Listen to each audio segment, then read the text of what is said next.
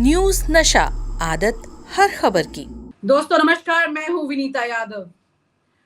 BJP जिस तरह से संसद में पिछले 10 सालों में काम कर रही थी, खास तौर से अगर पिछले 5 सालों की अगर आप बात करते हैं तो उसमें अगर आप तस्वीर देखते हैं तो बीजेपी के लिए बहुत कुछ बहुत आसान था, लेकिन अब रास्ते मुश्किल होते जा रहे हैं।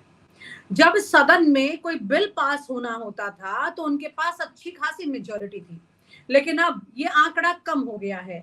आज की तारीख में बीजेपी के पास 86 सांसद है राज्यसभा में और 101 एनडीए के हैं। वहीं पर 87 इंडिया गठबंधन के पास है।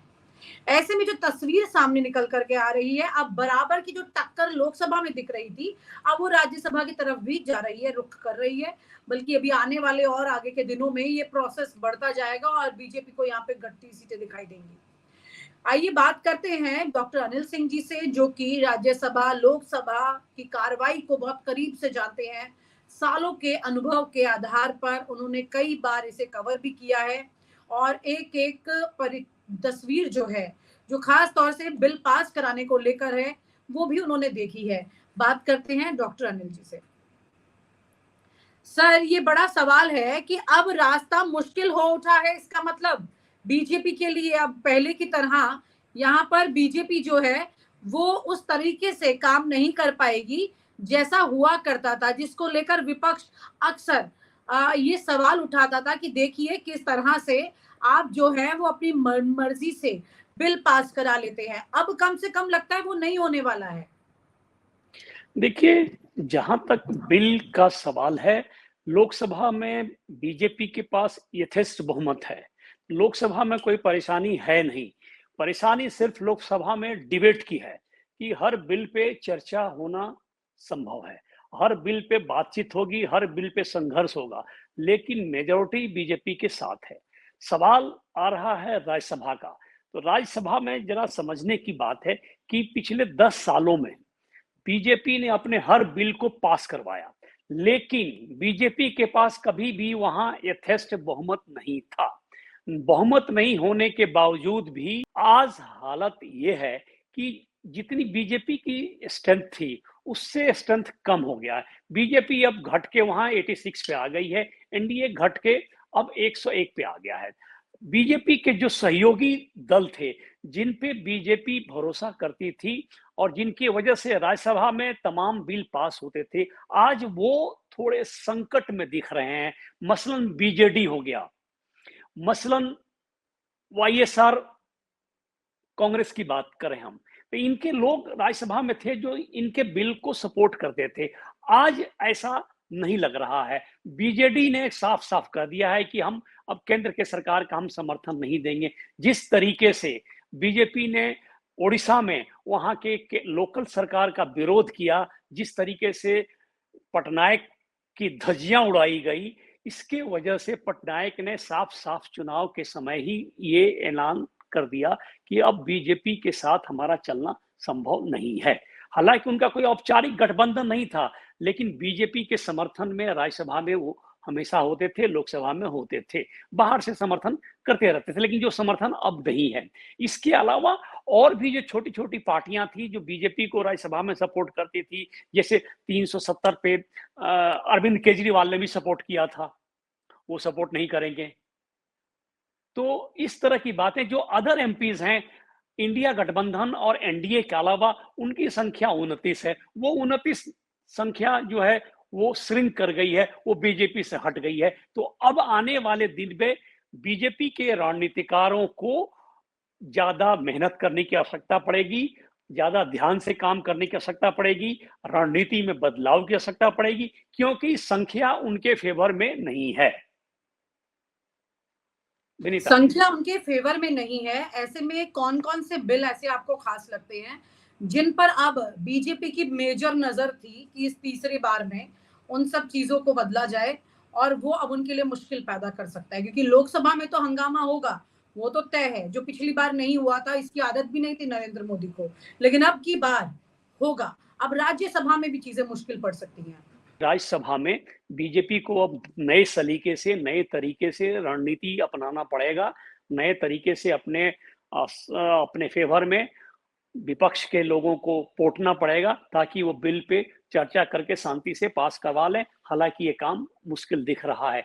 इतिहास में यानी 10 सालों में तो तरह तरह के हथकंडे अपना के बिल को पास करवाया गया, सांसदों को सस्पेंड कर दिया गया, स्ट्रेंथ घटा दी गई, जिसकी वजह से पास होने में कोई ज्यादा मुश्किलात नहीं आए। लेकिन अब बीजेपी की संख्या स्वयं कम हो गई है, एनडीए की संख्या स्वयं कम हो गई है, तो मुश्किल नजर आ रहा है, क्योंकि सीधा पूरा राज्यसभा 3 खंड में बटा हुआ है।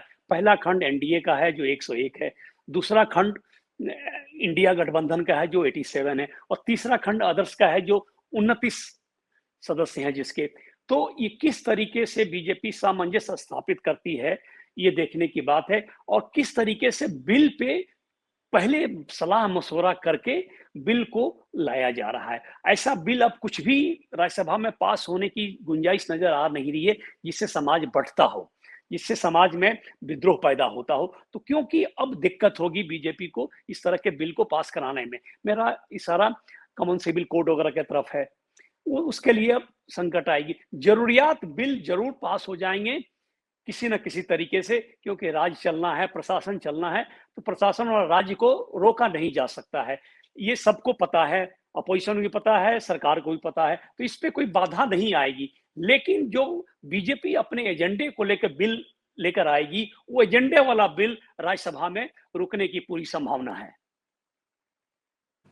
यानी कि बीजेपी के कोई खास एजेंडे जो होंगे वो इस बार पूरे नहीं हो पाएंगे, और आपको लगता है विपक्ष भी इस पर पूरा हावी रहेगा?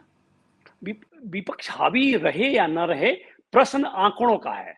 आंकड़े बीजेपी के फेवर में नहीं है, तो बिल पर चर्चा होगी तो बिल गिर जाएगी, पास ही नहीं हो पाएगा, या गैर लोकतांत्रिक तरीके अपनाने पड़ेंगे बिल को पास कराने के लिए। और स्पीकर की भूमिका? स्पीकर तो लोकसभा में है, वो तो कर लेंगे क्योंकि लोकसभा में इनकी मेजोरिटी है। लेकिन जो राज्यसभा के चेयरमैन हैं उनके पसीने छूटेंगे, नंबर कहां से ले आएंगे, कितने लोगों को सदन से निकालेंगे, इस पे बहस होगी, इस पे हल्ला मचेगा। अगर बीजेपी अपने एजेंडे वाले बिल को लाती है तो राज्य काज के जो बिल होंगे वो पास हो सकते हैं, उस पर सिंपैथी हो सकती है। लेकिन बीजेपी के एजेंडे के बिल को पास कराने में मशक्कत करनी पड़ेगी, क्योंकि संख्या बिल्कुल इनके फेवर में नहीं है। संख्या बिल्कुल 3 हिस्से में बटी हुई है, वो उनमें से 2 हिस्सा एक तरफ करना पड़ेगा, तब जाके बिल पास हो पाएगा, जो संभव नहीं है। बीजेपी के पास 11 सांसद हैं जो कह चुके हैं कि हम इनका समर्थन नहीं करेंगे। इसके अलावा और भी लोग हैं जो उस 29 वाले ग्रुप में हैं। तो अब आने वाले दिन में राज्यसभा में बीजेपी की कठिनाई बढ़ती हुई नजर आ रही है। हालांकि अभी जो सीट खाली है, उन खाली सीटों पे चुनाव के माध्यम से सांसद आएंगे। अभी 3 राज्यों में बीजेपी की जीत हुई है, तो वहां के सांसद आएंगे तो बीजेपी की स्ट्रेंथ बढ़ेगी। लेकिन ये आगे आने वाले दिन की बात है। अभी तत्काल जो सेशन होने वाला है वो सेशन इन्हीं आंकड़ों पे चलेगा, 101 पे चलेगा, 87 पे चलेगा और 29 पे चलेगा। ये 3 खंड जो राज्यसभा में हैं, इन्हीं पे सोच समझ के बीजेपी को बिल लाना पड़ेगा ताकि बिल पे बहस हो और बिल पास हो पाए। जो संख्या बीजेपी की कम है वो किस तरीके से बीजेपी करेगी, ये बीजेपी के रणनीतिकारों के ऊपर डिपेंड करता है।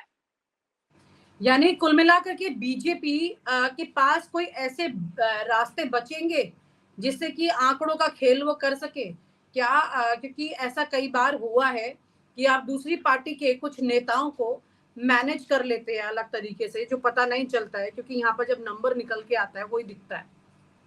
देखिए, लोकतंत्र में बहुत तरह के हथकंडे होते हैं जिनको अपनाया जाता है। और पिछली बार आपने देखा प्रधानमंत्री के भाषण में राज्यसभा के तमाम लोग जो विपक्ष के थे एक साथ वॉकआउट कर गए।